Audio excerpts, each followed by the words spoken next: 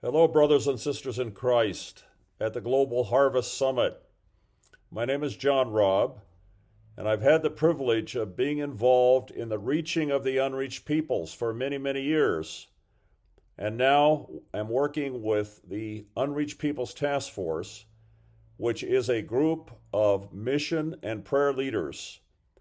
And we're seeking to get prayer to cover every one of the unreached people groups of our world.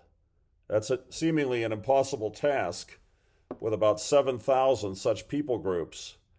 But with God, all things are possible. Isn't that right?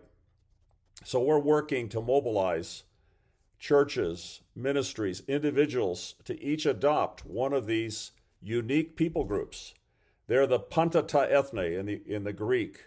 It goes right from Genesis 12:3, the calling of Abraham, to the Great Commission, where Jesus said, "Go and make disciples of panta ta ethne," the unique people groups defined by culture, by language, by worldview. These things can become blocks to them hearing the gospel, barriers, unless people will go cross-culturally and unless people will pray so those mission efforts can take place.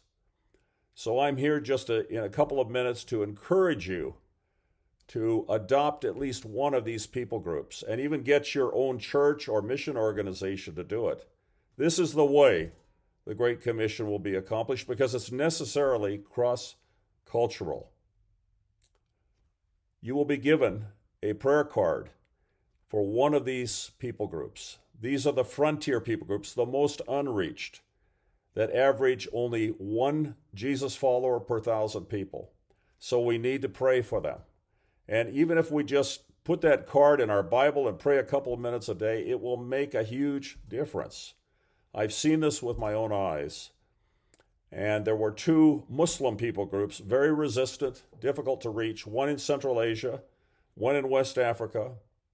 And in both cases, a couple of churches adopted them and began to pray with cards like you have, finding out as much information as they could and turning it into prayer, and we saw breakthroughs happen.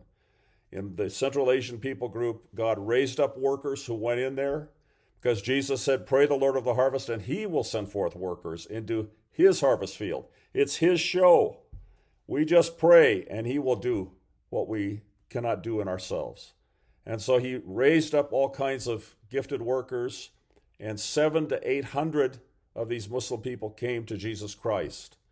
In West Africa, another very difficult group that had not been reached, the Lord did the same thing. He raised up workers, and now there is a thriving indigenous movement to Jesus Christ, all led by those local people. So I want to encourage you. Take that prayer card and pray yourself. Get your own church and organization to engage with you. The impact will be powerful.